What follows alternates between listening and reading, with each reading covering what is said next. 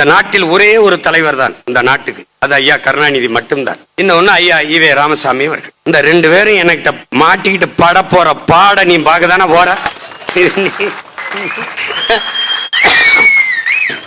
இப்பே வச்சு நல்லா அழகு பார்த்துட்டு போயிட வேண்டியது. என்ன தாலி அறுக்கிறதுக்கு முன்னாடி பொண்ணுக்கு கடைசியா பூ வச்சு பொட்டு வச்சு வலையெல்லாம் போட்டு அதெல்லாம் பண்ணுவான்.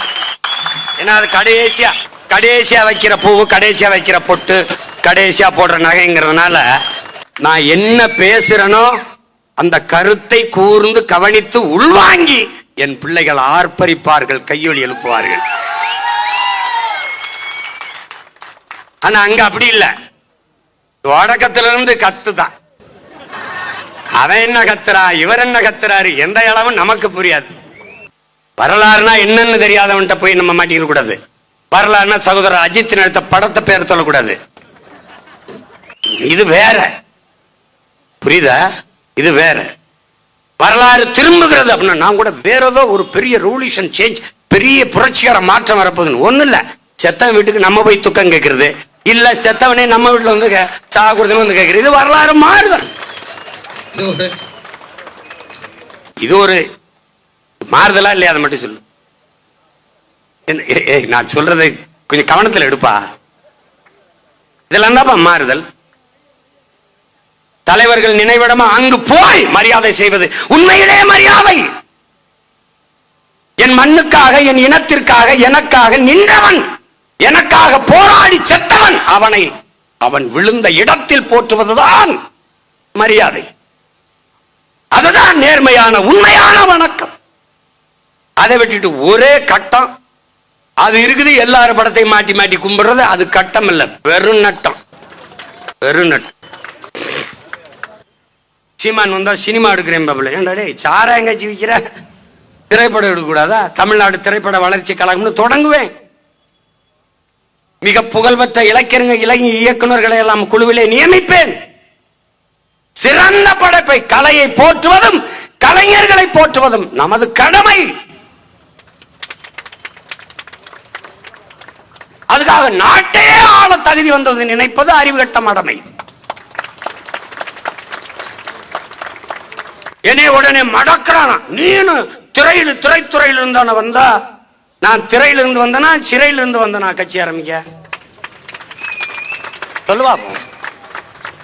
சிறையில் இருந்து வந்தேனா அல்லது திரையரங்கில் திரையில் இருந்து வந்தேனா? நான் வந்த உடனே முதலமைச்சர் சொல்லலையே. 15வது ஆண்டில் 5வது முறை, 4 முறை இதற்கு முன்பு தோற்ற போதும் துணிந்து மறுபடியும் தன் மக்களை நம்பி 5வது முறையும் தனித்து போட்டி என்று களத்தில். ஒரு தலைவன் என்பவன் தன் மண்ணை, மக்களை முழுமையாக நேசிக்க வேண்டும், நம்ப வேண்டும். அப்படி முழுமையாக என் மண்ணையும் மக்களையும் காதலித்து நேசித்து களத்திலே நிற்கிற பிள்ளைகள் பிரபாகரன் என்ற பெருமரவனின் பிள்ளைகள். ஜெயந்த்ஸ்ரீ பாலகிருஷ்ணன் ஒரு அம்மா இருக்காங்க, ஜெயந்த்ஸ்ரீ பாலகிருஷ்ணன். அவங்க பேசிய காணொளி வெளியில வருது, என்னுடைய தன் விவரப்படத்துல கூட வச்சிருந்தேன். யாருக்காக? எனக்காக, என் பிள்ளைகளுக்கு, உங்களுக்காகத்தான். தோல்வியை தொடு, தோல்வியை ஆற தழுவு, அது அனைத்தையும் உனக்கு கற்றுக் கொடுக்கும். வெற்றி என்ன, எப்படிப்பட்டது என்பதை அது உனக்கு உணர்த்தும். எளிதில் வெற்றியை பெற்றவனின் இதயம் மலரினும் மெல்லிதாக, தோற்று தோற்று தோற்று பெற்றவனின் வெற்றியை பெற்றவனின் இதயம் இரும்பினும் வலிமையாக. எங்களுக்கு தேர்தல் வெற்றியாக கருதுவதல்ல. நாங்கள் என்றைக்கு எங்கள் இலக்கை தொட்டு என் இனம் உரிமை பெற்று பெருமையோடு உயர்ந்து சிறந்து தமிழ் மொழி மீட்சியுற்று, தமிழர் எழுச்சியுற்று, தன்மான வாழ்வை பெற்று வாழ்கிறாரோ அன்றுதான் எங்களுக்கான வெற்றி. அதுதான் வெற்றி. இன்னைக்கு என்னென்ன நடக்குது இவங்கள பாரு, இவங்க எப்படிப்பட்ட ஆட்சியாளர்கள் பாரு. தமிழ்நாட்டுக்கென்று ஒரு கொடி, அந்த கொடியை ஏற்ற அனுமதி இல்லை, ஏற்றுவதற்கு இடையூறு, ஏற்றக்கூடாது. ஏன் ஏற்றக்கூடாது? காரணம் திருட்டு திமுக கட்சி கொடியே ஏறும்போது என் இனத்தின் நாட்டின் கொடியே ஏறக்கூடாதா? அது ஒரு அக்கிரமம், அது ஒரு அக்கிரமம், இங்கிட்டு ஒரு அக்கிரமம். இந்த ஒரு திராவிடத்தை தீ வச்சு கொளுத்தோம்னு எங்காலு தமிழன் ஒருத்தன் வந்துட்டான் அப்படின்னா, ஐயா எடப்பாடி அதை விட பெரிய ஞானியா இருக்காருல்ல. அவர் என்ன பேசுறார்? உண்மையான திராவிடத்தின் வாரிசு நாங்க தான். ஆளை பார்த்தா ஐயா உங்களை ஆளை பார்த்தா அப்படி தெரியலையா. அதுல அவர் அறிக்கையில சொல்லிருக்காரு, சமூக நீதி, சமத்துவம், சகோதரத்துவம், சுயமரியாதை. இந்த வார்த்தையை நல்லா கொஞ்சிக்கணும்டா. சுயமரியாதை எல்லாம் கொண்ட ஒரு திராவிட அந்த இயக்கத்தினுடைய உண்மையான வாரிசு நம்ம தான். சமூக நீதி, இங்க வா, சமூக நீதி. ஐயா ஸ்டாலின் இப்படி இருங்கய்யா, ஐயா எடப்பாடி நாங்க கைகட்டியே கேட்கிறோம்யா, ஐயா சமூக நீதினா என்னங்கய்யா தெரியுது? அந்தந்த குடிகளின் எண்ணிக்கைக்கு ஏற்ப அவர்களுக்கு உரிய பகிர்வை, உரிய உரிமையை பங்கிட்டு கொடுப்பதுதான் உண்மையான சமூக நீதி. இந்த திராவிட திருட்டு முன்னேற்ற கழகம் இதுவரை செய்யாது.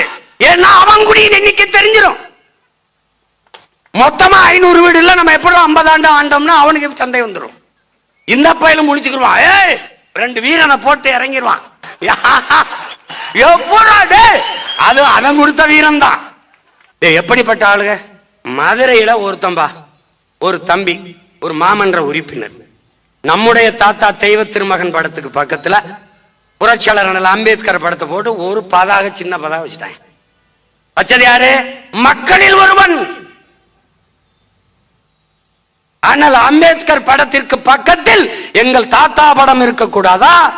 இல்லை எங்கள் தாத்தா தெய்வ திருமகன் படத்தின் பக்கத்தில் அறிவாசான் அம்பேத்கர் படம் இருக்கக்கூடாது. எது உனக்கு பிரச்சனை? இந்த திராவிட மாடல் 2.0 அது எளவு அப்புறம். இந்த திராவிட மாடல் திருட்டு மாடல் இத்து போன பழைய அம்பாசிடர் கேட்கிறேன், இதுல எது உங்களுக்கு பிரச்சனை? உங்கள் காவல்துறை எதற்கதை எடுக்க சொல்லுது? எதனால? சமூக இணக்கம் உருவாகிவிடக் கூடாது, தமிழ் சமூக ஓர்மை உருவாகிவிடக் கூடாது. ஆனால் அதே அண்ணல் அம்பேத்கரை ஐயா ராமசாமிக்கு பக்கத்தில் ஏன் வைத்தீர்கள்? அண்ணல் அம்பேத்கரும் ஐயா ராமசாமியும் ஒன்றா? அவன் உலகத்திலே ஆகச் சிறந்த அறிவாளி, கல்வியாளன். இவர் 5ஆப்பு கூட படிக்கல. எப்படி 2 பேரை ஒரே இடத்துல வச்ச? 2000 ஆண்டுகளில் இப்படிப்பட்ட ஒரு சிந்தனையாளன் பிறந்ததே இல்லை என்று சொல்ற மார்க்ஸை எதுக்கு நடுவால வச்ச? அவன் மானுட குலத்திற்கு சிந்தித்தவன் மார்க்ஸ். உலகெங்கிலும் ஒடுக்கப்பட்ட மானுட சமூகத்தின் விடுதலைக்கு சிந்தித்தவன், எழுதியவன், பேசியவன் புரட்சியாளர் அண்ணல் அம்பேத்கர். சிந்தித்தது, எழுதியது, பேசியது எல்லாம் தமிழ் பேரினத்திற்கு எதிராக, அதற்கு இழிவாக ஐயா ராமசாமி அவர்கள் 2 பேரையும் ஒண்ணா அப்படி வச்சீங்க. எப்படி வச்சீங்க? யார் என்னோட எந்த பெரியாரியவாதிகள், யார் எந்த அம்பேத்கர் யாருன்னு பேசுவோம், இவர் யாருன்னு பேசுவோம். இழந்து விட்ட உரிமைகளை பிச்சை கேட்டு பெற முடியாது, போராடித்தான் பெற்றாக வேண்டும் அண்ணல் அம்பேத்கர். தந்தை செல்வா ஐயா ஈவேரா அவர்களிடத்தில் வந்து எங்களுக்கு எங்கள் போராட்டத்திற்கு நீங்க உதவுங்கள் என்று கேட்டதற்கு, நானே ஒரு அடிமை, இன்னொரு அடிமைக்கு எப்படி உதவுவது? எப்படி? இவர் புரட்சியாளர், போராளி. அந்த காலகட்டத்தில் என்னரும் தம்பி தங்கைகளே, தந்தை செல்வா ஈழ விடுதலை போராட்டத்திற்கு ஆதரவு கேட்ட போது இந்த நிலத்தில் ஆதரித்தின்ற ஒரே மகன் தமிழர் தந்தை நம்முடைய தாத்தா சீபா ஆதித்தனார் மட்டும்தான். நானே ஒரு அடிமை, எப்படி இன்னொரு அடிமைக்கு உதவ முடியும்? பசியோடு இருக்கிறவனுக்குத்தான் பசியின் கொடுமை, வறுமை, அந்த அருமை தெரியும். அடிமையாக இருக்கிறவனுக்குத்தான் அடிமையின் வழி தெரியும். ஆனா நானே ஒரு அடிமை, நான் எப்படி இன்னொரு அடிமைக்கு உதவுறது? எப்படி? எந்த நாடு உலகத்தில் அடிமைப்பட்டு கிடக்கிறதோ அந்த நாடெல்லாம் என் தாய் நாடு என்ற முழக்கத்தை முன்வைத்தவன் சேகுவாரா. அவன் யாரு? நீ யாரு? நீ யாரு? எப்படி இருக்கு பாரு,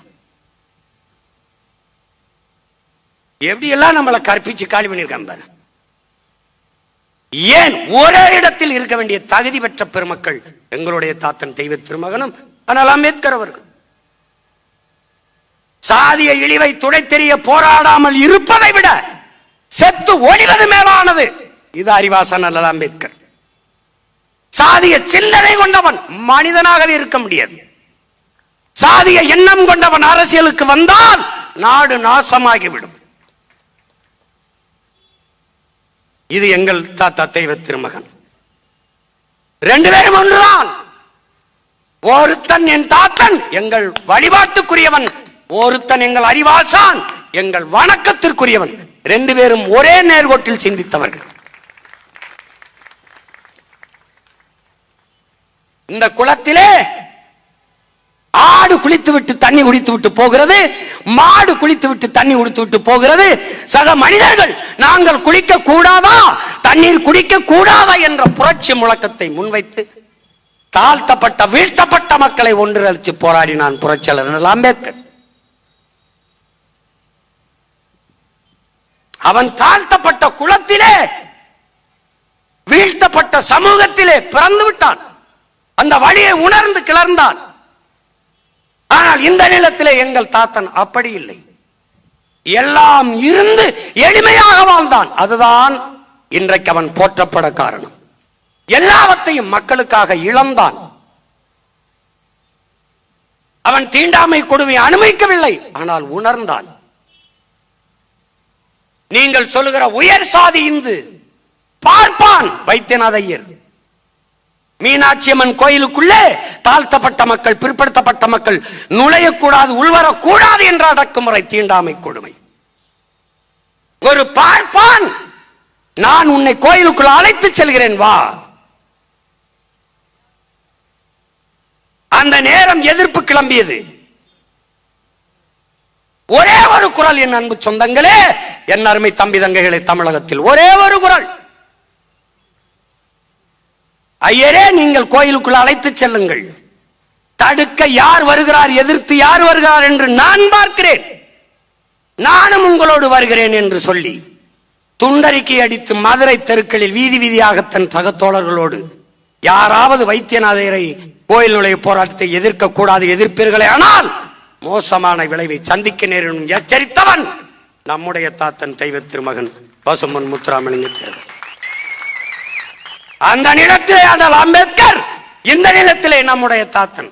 ரெண்டு பேரும் சமதளத்தில் ஒரே நோக்கத்தில். அவன் தீண்டாமை கொடுமையை அனுபவித்துக் கொண்டிருந்தான். இதை அந்த வழியை இவன் உணர்ந்து கொண்டிருந்தான். புரிகிறது என்று நினைக்கிறேன். உனக்கு என்ன பிரச்சனை? என்ன பிரச்சனை? நாங்கெல்லாம் ஒன்னாயிருவோம், அதான் உனக்கு பிரச்சனை. நாங்கெல்லாம் ஒன்னாயிரும், எங்க வாழ்க்கை பொண்ணாயிரும், உன் வாழ்க்கை மண்ணாயிரும், அதான் பிரச்சனை. அதான பிரச்சனை. டே மாறும்டா, மாறும்டா. நான் ஆட்சிக்கு வரும்போது என் தாத்தன் திருவிழா எவன் எவன் கோயிலில் போகக்கூடாது, எவன் மாலை போடக்கூடாது தடை இருக்கும், நானே கூட்டிட்டு போய் நின்று மாலை போடுவேன். எவன் தடுக்கிறான்னு பார்ப்போம். மேல்பாதி மங்கலத்தில் திறக்கிறியா, நான் உள்ள கூட்டி போவான்னு. அன்னைக்கு என் தாத்தன் செய்யற வேலையை செஞ்ச வேலையை பேரன் செய்யறேன். திறந்த காலையில் 6 மணிலிருந்து 7 மணி வரைக்கும். என்ன அதிகாலையில் இட்லி கடை சாப்பிட்டு வேலைக்கு போற மாட்டே நாயே வைத்த பேர். காலையில வேலைக்கு போறதா சாமி போட போறது. எப்படிப்பட்ட மாடல்? திராவிட மாடல். திராவிட மாடல். மொழி காக்க, மண் காக்க, மானம் காக்க இவங்க வர்றாங்க கிளம்பிப்ப. இத்தனை காலம் என்ன பண்ணீங்க? மொழி காக்க. எது? திராவிட மாடல். திராவிடம் சமஸ்கிருதம், மாடல் ஆங்கிலம், மொழி காக்குறாங்க. மானம் அவங்க கிட்ட இருந்தா அதை காணா, அவங்க கிட்ட இருந்தா நம்ம இப்ப காப்பாத்த. மண்ணு திண்டாச்சு. பேசும்போது இது பெரியார் மண், அண்ணா மண் எங்க இருக்கு? எல்லாம் வித்து தின்னாச்சு.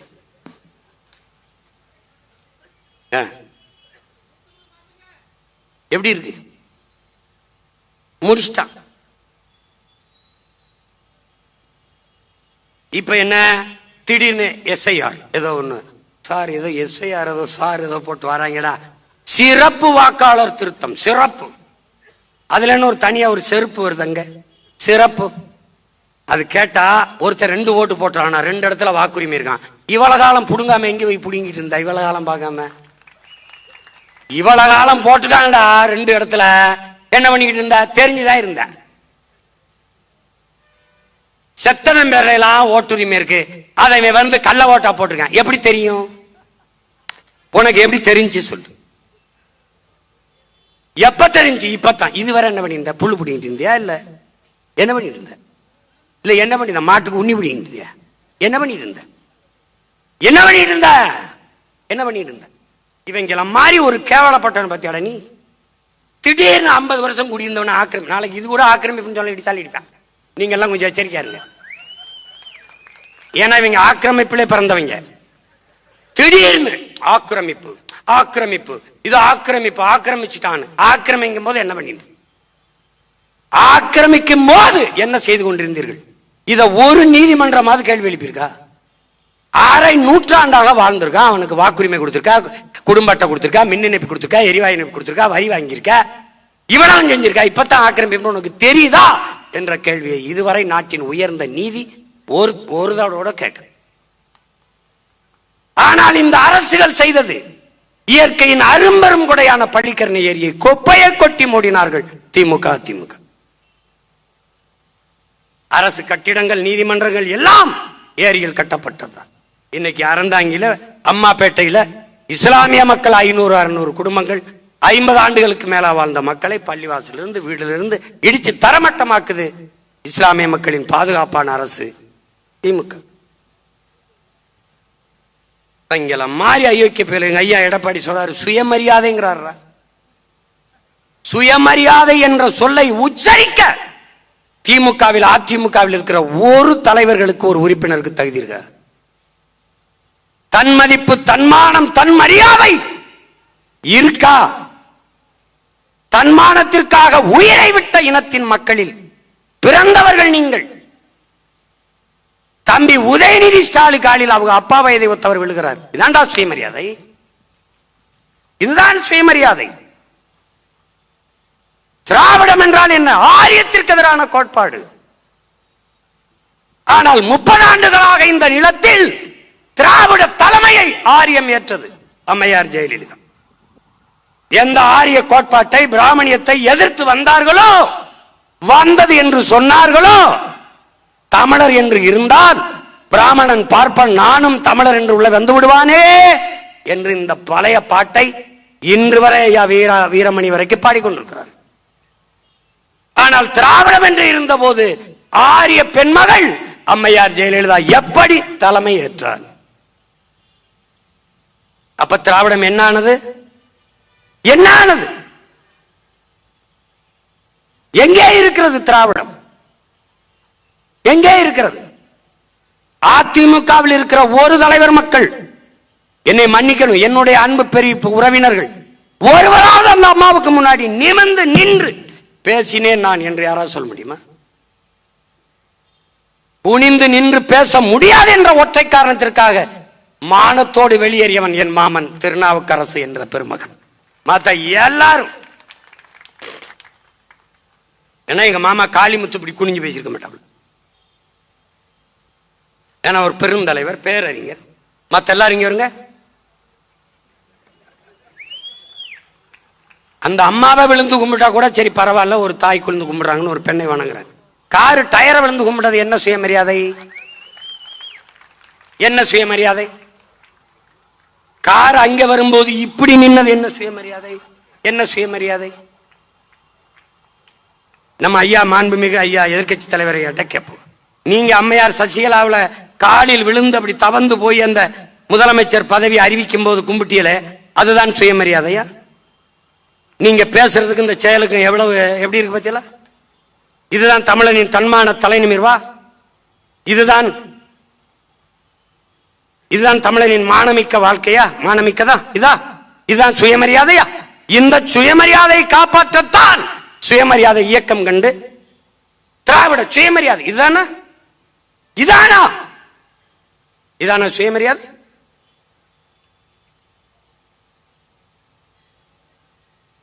தலையே போவதானாலும் தலை குனிய மாட்டேன் என்பதுதான் தன்மான தலை நிமிர்வு, சுயமரியாதை, தன்மதிப்பு.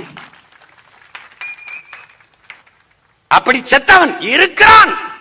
இதே நிலத்திலே என் வீர பெரும்பாட்டன் தீரன், இதே நிலத்திலே எங்கள் மான மறவர்கள் பாட்டன்கள் மருது பாண்டியர்கள், இதே நிலத்திலே எங்கள் பாட்டன் பூலித்தேவன், அழகுமுத்துக்கோன், சுந்தரலிங்கம், வீர பெரும்பாட்டி வேலுநாச்சியார்கள் போராடி செத்தார்கள். தாழ்ந்து வீழ்ந்து பதவியை அனுபவிப்பதை விட செத்து விழலாம் என்று. இதெல்லாம் ஒரு சுயமரியாதை சொல்லலாமா? நாங்க திராவிடத்தின் வாரிசுகள் என்று என்ன வாரிசு? ஆரியத்திடம் மண்டியிடவில்லை திராவிடம். தாண்டி போக சிரமமா இருக்கும் என்று, கடினமாக இருக்கும் என்று குப்பர விழுந்து கும்பிட்டது. தாண்டி போ, குனிஞ்சு நின்ன தாண்டி போக கஷ்டமா இருக்கும்ல, மண்டிட்டா. குப்பர விழுந்துட்டோம்னா ஏறி மிதிச்சு போயிடலாம். நீ போட்டு பாரு, அந்த அம்மா இங்க யாரோட பேசிட்டு இருக்கிறாங்க, ஜெயலலிதா. இவர் விழுந்தவர் எந்திரிக்கவே இல்லை, அந்த அம்மா எந்திரின்னு சொல்லவே இல்லை. காட்சி இருக்கு. இதெல்லாம் இதுல வருது, சுயமரியாதையில வருது. ஒரு தலைமுறை வரலாற்று தெளிவோடு அரசியல் புரிதலோடு கிளர்ந்தெழுது என்பது தெரியாமல் எதையாவது பேசுகிறது. திராவிடம், தன்மானம், சுயமரியாதை, சமூக நீதி. எங்க இருக்கு சமகால நீதி? எங்க இருக்கு? எங்க ஐயா கேட்கிறார், எங்க ஐயா மருத்துவர், 20 விழுக்காடு இடஒதுக்கீடு தா என்று. வன்னியர் தான் பெருத்த தமிழ் சமூகம், எனக்கு தா என்று கேட்கிறார்.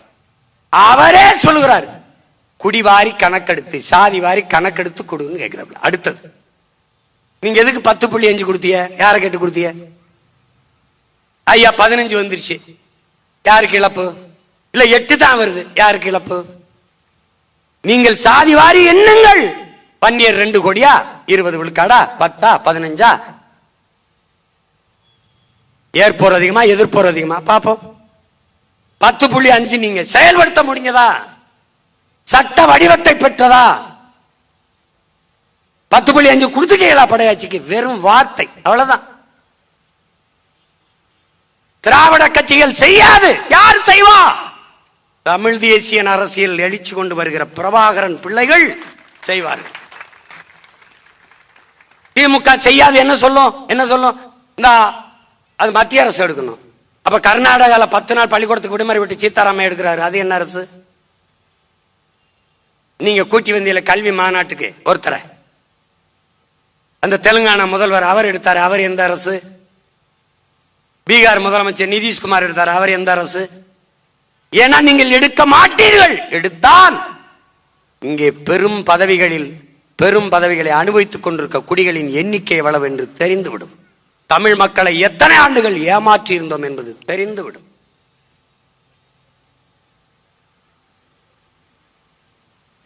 எப்படி சேட்டை? நம்ம கேட்டா தமிழர் அப்படின்னு பேசினாலே அவர் இனவரியை தூண்டுகிறார், பிரிவினையை தூண்டுகிறார் என்று பேசுகிறார். இதே ஐயா நரேந்திர மோடி பஞ்சாபுக்கு செல்லுகிற போது, தேர்தல் பரப்புரையின் போது, அரவிந்த் கெஜ்ரிவால் வென்று விடுவாரோ என்ற கணிப்பு இருக்கிறது, அவருக்கு செல்வாக்கு உயர்கிறது என்றார். இந்த உடன் பஞ்சாபியரை தவிர எவனையும் உள்ளே விடாதீர்கள் என்று பேசுகிறார். இது என்னது? இது என்னது?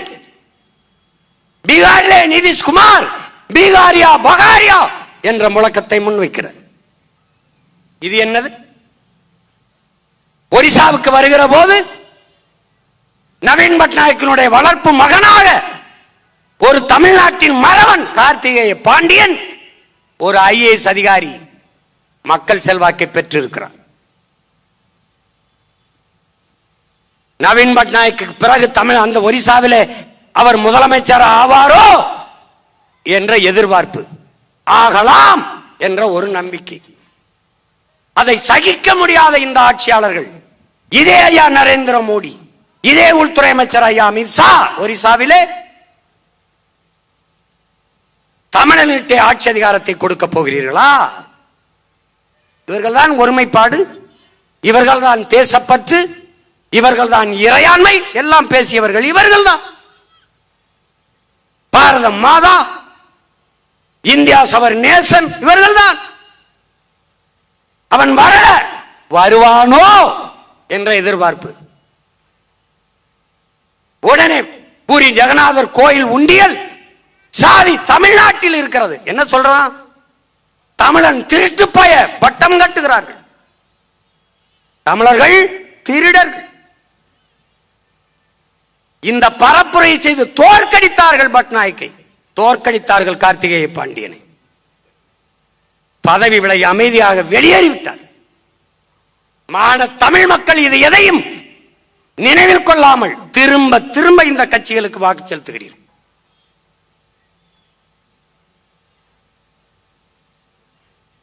ஆந்திர காட்டுக்குள் சந்திரபாபு நாயுடு அவர்கள் 20 பேரை மரக்கட்டை செம்மரக்கட்டை வெட்ட வந்தோம் என்று சுட்டு போட்டார். இவர்தானே பிரதமர்? ஒரு வாழ்த்து செய்தி, ஒரு சுட்டு செய்தி போட்டாரா? தூத்துக்குடி துப்பாக்கி சூடு 15 பேர் மரணம், ஒரு சின்ன செய்தி, ஒரு வருத்தம் செய்தார்களா? இப்போது பீகார் தேர்தலில் போய் தமிழ்நாட்டில் திமுக இருக்கிறவன் தான் இங்கே வாழ்றானா? தமிழ்நாட்டில் பீகாரியர்கள் துன்புறுத்தப்படுகிறார்கள் என்று பேசு. நீங்கள் உண்மையிலே சரியான வீர மகனாக இருந்தால், உண்மையிலே பெருந்தலைவராக இருந்தால், இந்த நிலத்தில் இருந்து தமிழ்நாட்டில் நின்று தமிழ்நாட்டில் பீகாரிகள் துன்புறுத்தப்படுகிறார்கள் என்று நீங்கள் பேச முடியுமா? அந்த நேர்மை, அந்த துணிவு உங்களுக்கு உண்டா? இருக்கா? பஞ்சாப் தேர்தலில் அங்க பேசுவது, ஒரிசா தேர்தலுக்கு அங்க பேசுவது, பீகார்ல போய் தமிழரை இழிவுபடுத்தது. தமிழன் மாண்பு என்ன? தமிழன் மாண்பு என்ன? பயிருக்கும் உயிருக்கென்று வாடியது, காக்கை குருவி எங்கள் சாதி என்று நேசித்தது. எவ்வளவு பெரிய இழிவு! இங்கே துன்புறுத்துகிறார் என்று பேசுகிறார் மகாத்மா ஐயா நரேந்திர மோடி. மகாத்மா ஒரு சிறு உயிருக்கும் தீங்கு நினைக்காதவர். தன்னுடைய ஆட்சியிலே இதே ஐயா அமித்ஷா அவர்கள் அவங்க உள்ளாட்சியிலே இருக்கும்போது குஜராத்தை ஆளும் எத்தனாயிரக்கணக்கான இஸ்லாமிய மக்களை கலவரத்தில் கொன்று குவித்தார்கள். மறந்து கடந்து போக போகிறீர்களா? இவர்கள் பீகாரியரை துன்புறுத்துகிறோம் என்கிறார்கள். அவன்தான் காவல்துறை வரைக்கும் விரட்டி அடிக்கிறார். பள்ளிக்கூடத்துக்கு போற எங்க பிள்ளைகளை காட்டுக்குள் தூக்கி கொண்டு போறான். மாட்டு வாளை, பசுமாட்டு வாளை வெட்டி விட்டு புணர்ந்து கொள்ளுகிறார். அதிகப்படியாக போதைகளை கொண்டாந்து இறக்கி போதை மாநிலமாக மாற்றுகிறார். எவ்வளவு பெரிய கொடுமை நடந்துருச்சு பேசுறார் அவரு. பீகாரியனை துன்புறுத்துவது தமிழ்நாட்டு மக்கள், தமிழ்நாட்டு திமுக ஆட்சின்னு பேசுறாங்க. என்ன திமுக தானே இங்க எல்லாம் இருக்கு? எப்படி இருக்கு? அப்ப வாக்குக்காக எதையும் செய்வார்கள் இவர்கள். பீகாரியன் வாக்குக்காக தமிழ்நாட்டில் உங்களை துன்புறுத்துறாங்க. இங்க வந்து நீங்க அதே பேச்சு பேசணும். இப்ப 21 தேர்தல், 26 தேர்தலுக்கு வருவீங்க இல்ல, வந்து பேசணும். துன்புறுத்துவதை பற்றி நீங்கள் பேசலாமா? மணிப்பூரில் நடந்த கலவரம், எத்தனாயிரக்கணக்கான மக்கள், 2 பெண்கள் சாலையிலே நிர்வாணப்படுத்தி பல ஆண்களுக்கு இடையில் நடக்க செய்து வன்முறை செய்து தீ வச்சு உயிரோடு கொளுத்தினார்கள். இதை சகித்து பொறுத்த நீங்கள் பீகாரிகள் தாக்கப்படுகிறார்கள், சித்திரவதை செய்யப்படுகிறார்கள் என்று அங்கே போய் பேசிக் கொண்டிருக்கு. எப்படி இருக்கு? மணிப்பூர் கலவரத்தில், குஜராத் கலவரத்தில் அவங்க என்ன பண்ணாங்க? காவிரியில் தண்ணி கேட்கும் போது நம்மளை அடித்து சாலை வழியே, வீதி வழியே நடக்க விட்டு, நம் தந்தை வயதை ஒத்தவரை அரை நிர்வாணமாக்கி ஒரு இஸ்லாமிய குடும்பம் வருது, அவன் கதவை தட்டி போய் பேசுகிறான், தமிழில் பேசிவிட்டார்கள் என்பதாக தாக்குகிறான்.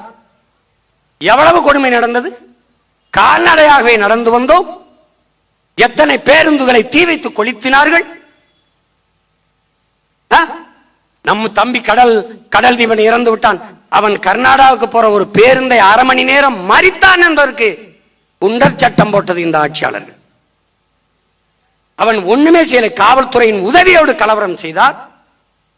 அந்த கலவரத்தை கண்டித்து நாட்டின் பிரதமர் என்கிற முறையில் ஐயா மோடி பேசியது உண்டா? தமிழர்கள் தாக்கப்படுகிறார்கள் கர்நாடகத்தில் என்று ஒரு வார்த்தை பதிவு செய்தது உண்டா? ஏன் இல்லை? அந்த நேரத்தில் தமிழ்நாட்டில் தேர்தல் இல்லை. இருந்திருந்தால் பேசுவார்கள். இவர்கள் எவ்வளவு பெரிய அயோக்கியர்கள், திருடர்கள் என்பதை பார். இதே திமுக, இதே காங்கிரஸ் கர்நாடகாவில் வெற்றிக்கு ஐயா ஸ்டாலின் அவர்கள், என் அண்ணன் திருமாவளவன் அவர்கள் போய் காங்கிரஸ் கட்சியின் வெற்றிக்கு வாக்கு சேகரிக்கிறார்கள் தமிழ் மக்களிடத்தில். அவன் வென்றால் ஒரு சொட்டு தண்ணீர் தர முடியாது என்று சொல்லுவான், தெரிந்தும் செய்கிறார். வென்று வந்தான் தமிழனுக்கு தண்ணி இல்லை என்று சொல்றான். அப்ப எப்படி இருக்கு? அவன் அந்த நிலத்தின் உரிமைக்கு நிற்கிறான். என் நிலத்தின் தலைவர்கள் என் நிலத்தின் உரிமைக்கு நிற்காது அந்த நிலத்தின் உரிமைக்கு போய் நிற்கிறார்கள். என் எதிரியின் அதிகாரத்தை நிறுவ பாடுபடுகிறார்கள். எப்படி? ஆனால் இங்கே மான தமிழ் மக்கள் விழுக்காடு குறைவு, எண்ணிக்கை குறைவு. பிறை போதையில், சாதி போதையில், மத போதையில், சாராய போதையில் மயங்கி மயங்கி எதையும் கவனிக்கல. இப்ப என்ன ஆகுது? இந்த சிறப்பு வாக்காளர் என்ன நடக்கும்? அங்க 6 லட்சம் பேர் 6 லட்சம் பேர் இங்க வந்திருக்கான், இங்க பீகார்ல இருந்து.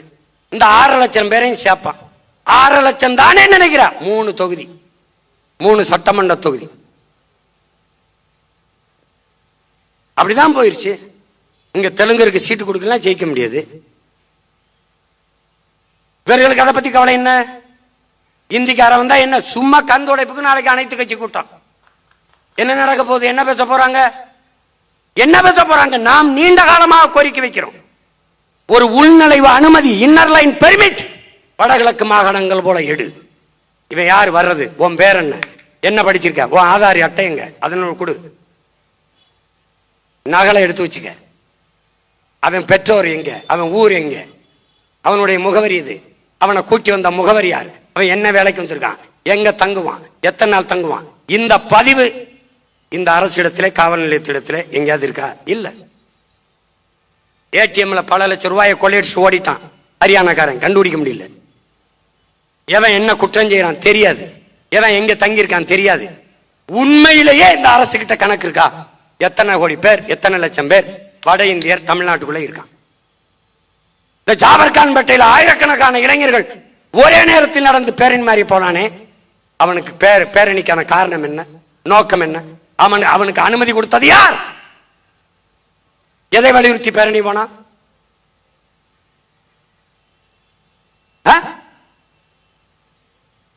இந்த சிறப்பு வாக்கெடுப்புக்கு எதிராக அனைத்து கட்சி கூட்டம் நீங்க, உங்க ஆளு அறநிலையத்துறை அமைச்சர்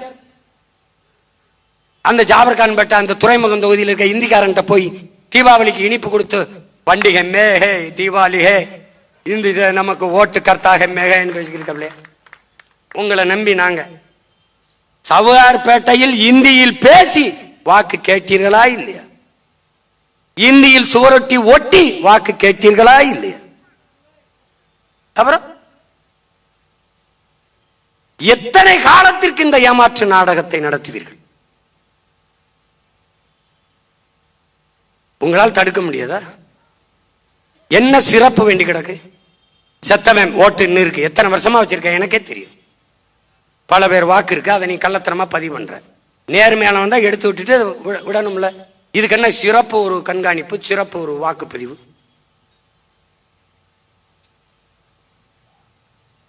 அதை ஏன் பிஜேபி இதுல கவனம் செலுத்துது?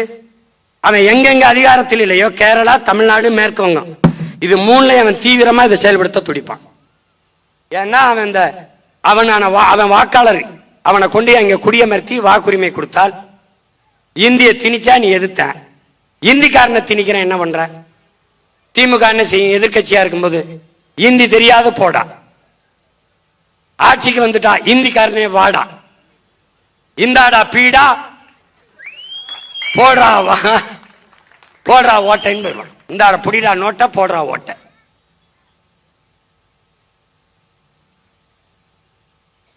இவங்க எதையும் செய்ய மாட்டாங்க. நீ எழுதி வச்சுக்க, என் தலைவர் மேல ஆணையா சொல்றேன், என் தமிழ் மேல ஆணையா சொல்றேன், இத்தனை என் முன்னோர்கள் மேல ஆணையா சொல்றேன், என்னை வெள்ள வச்சு அந்த இடத்துல உட்கார வச்சிரு, அவனே எல்லாத்தையும் காலி பண்ணிட்டு போறானா இல்லையான்னு மட்டும் பாரு.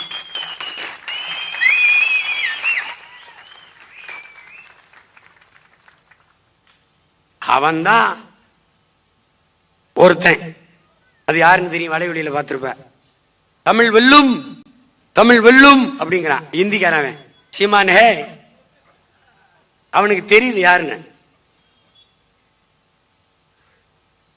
தம்பி, நான் விளையாட்டா சொல்றேன்னு நினைக்காத. தமிழ்நாடு நாளில் உனக்கு ஒரு செய்தி அண்ணன் பதிவு செய்ய நினைக்கிறேன். எச்சரிக்கையார். நிலத்தை இழந்து கொண்டிருக்கிறார், வளத்தை இழந்து கொண்டிருக்கிறார், இனத்தை இழந்துருவ, நிக்க இடம் இருக்காது. எச்சரிச்சுக்க, விழிப்புணர்வு பெற்று விழித்துக்கொள். வழியே கிடையாது. வெறும் வாக்காளராயிருந்து வாக்கரிசி என்று செத்துறாத. உன் வாக்கு உன்னை வாழ வைக்கிற கருவியா இருக்கணும். 1000-500க்கு விக்கிற, அடமான வைக்கிற பொருளா மாத்திராத. தயவு செய்து எச்சரிச்சுக்க. இத்தனை பேர் உயிரிகம் செஞ்சிருக்கான். ஒவ்வொரு உரிமையும் போராடித்தான் பெற்றிருக்கு, தானா எதுவும் கிடைக்கல. அறிவார்ந்த தமிழ் சமூக தம்பி தங்கைகள் மிகுந்த விழிப்புணர்வு கவனம் பெற்று எழணும். இந்த தேர்தலை வழக்கமாக வரிசையில் நின்று வாக்கு செலுத்துகிற ஒரு களமாக நினைத்து விடாதீர்கள். எதிர்கால உங்கள் வாழ்க்கையை தீர்மானிக்கிற பொறுப்பு மிகுந்த ஒரு போர்க்களம் என்பதை உணர்ந்து நீங்கள் செயல்பட வேண்டும். இந்த தமிழ்நாடு நாளில் தன்மானமிக்க தமிழ் மக்கள், இளைய தலைமுறை புரட்சியாளர்கள், பள்ளி கல்லூரிகளில் படித்துக் கொண்டிருக்க என் பாசத்திற்குரிய தம்பி தங்கைகள், நீங்கள் எல்லோரும் ஒரு உறுதி ஏற்க வேண்டும். முழுமையான ஒரு மக்களாட்சியை இந்த நிலத்தில் நிறுவ, தூய ஜனநாயகத்தை மலரச் செய்ய நம்முடைய வாக்கு பயன்படட்டும் என்கிற உறுதியை ஏற்று இந்த தேர்தல் களத்தை நாம் எதிர்கொள்ளுவோம். தமிழ்நாடு நாளுக்காக தமிழ்நாடு என்று பெயர் சூட்டச் சொல்லி உயிர் நீத்த நம்முடைய தாத்தன் சங்கரலிங்கனாருக்கு, எல்லைக்காப்பு போராளிகளுக்கு நம்முடைய புகழ் வணக்கத்தை செலுத்துவோம். புரட்சி எப்போதும் வெல்லும். நமது வெற்றி நாளை அதை சொல்லும். நம் இலக்கு ஒன்றுதான், இனத்தின் விடுதலை. இனம் வென்றாவோம், இலக்கை ஒன்றாவோம். தமிழ்தாய் வாழ்க, தலைவர் பிரபாகரன் வாழ்க. நாம் தமிழ்.